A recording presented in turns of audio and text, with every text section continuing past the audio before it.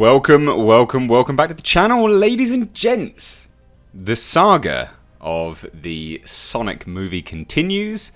This is an interesting one. Because SEGA have been surprisingly quiet about everything that's happened. In fact, they've said nothing. It's just been Paramount and the director. We did have some comments from the co-creator of Sonic. He chimed in and essentially agreed with kind of what was going on. But now we actually have a direct comment from the SEGA president. Now, if you don't know what this is all about, it's all about the... Well, I mean, look, it's terrifying. It's on the screen right now. Weirdly human teeth. What are you thinking?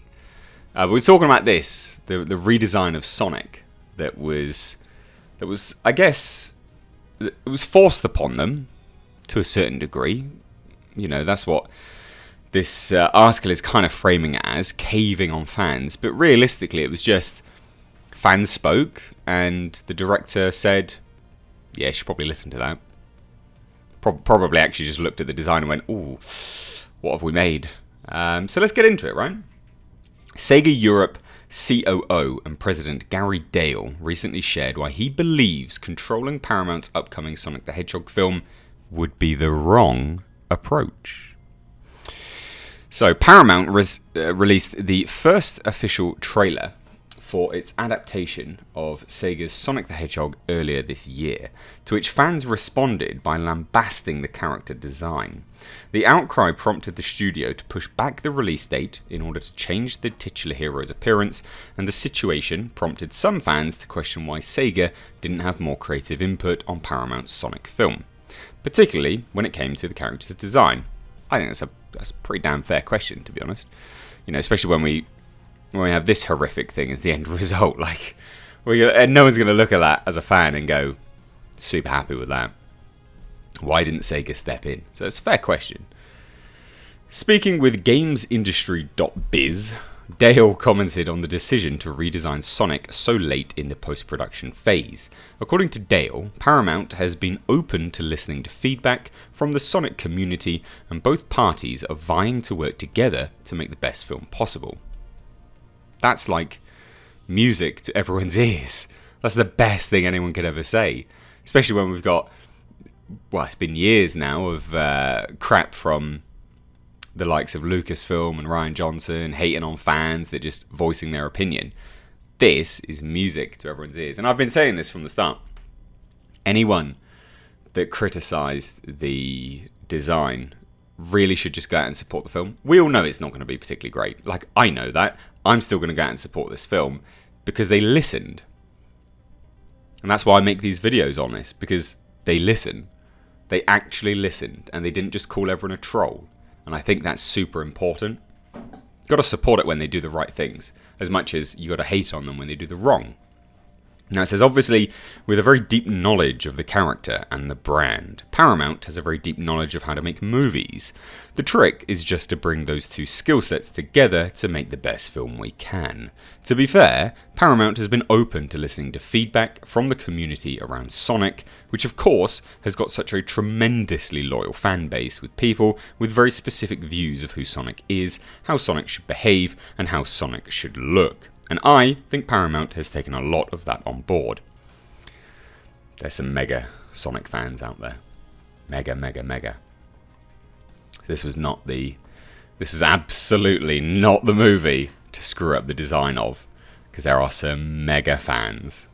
You think Star Wars fans are, mega. Sonic fans are something else. As for whether or not Sega should follow the path of other video game developers and be more involved in the Sonic film, Dale explained why he believes this could be the wrong approach, considering the success rate of video adaptations. So he's essentially explaining why they are not responsible for anything, which is fine. I think his response is interesting, but it's essentially just saying this is why we're not involved, please don't blame us. But there is some merit to what he's saying. So he says, I think the opportunity with Sonic is a particular situation for that film. And I think there's a view here that we're very good at making video games and Paramount is very good at making pictures. This is a film. I think the idea that you try to control Paramount would be the wrong approach. But at the same time, for Paramount not to take into account our views on Sonic would also be wrong. I think we're looking for a creative partnership that gets the best film, and over the years, I look at the success of game franchises in film, and it's very mixed. The idea that games makers can control the process and create great movies, I don't know if that's true or not. What a very diplomatic response. What a reasoned guy. I think that's incredibly reasoned. So, the synopsis, again, this is where, a lot of people don't agree with the approach that Sonic has had recently, especially with what they're doing with the movie, because the synopsis reads as follows. Sonic the Hedgehog is a live-action adventure comedy based on the global blockbuster video game franchise from SEGA that centers on the infamously brash, bright blue hedgehog. The film follows the misadventures of Sonic as he navigates the complexities of life on Earth. We're not in Sonic's world. It follows the video game trope of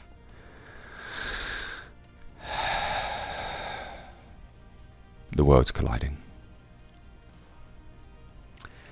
With his newfound human best friend, Tom Wachowski, played by James Marsden. Sonic and Tom join forces to try and stop the villainous Dr. Robotnik from capturing Sonic and using his immense powers for world domination. So, look, I think Sega's comments are right.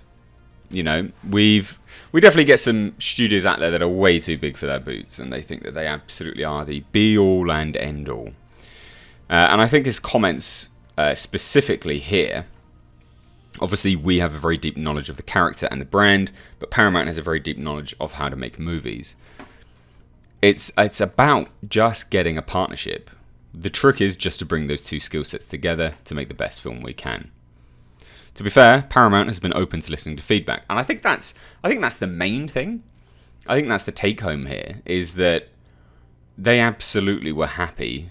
Well, they probably weren't happy because they've got to spend millions to redesign Sonic, but they absolutely were happy just to go, oh, yeah, we messed up there. We messed up there massively. And not only that, is the comments about the tremendously loyal fan base with people with very specific views of how Sonic is, blah, blah, blah, blah, blah.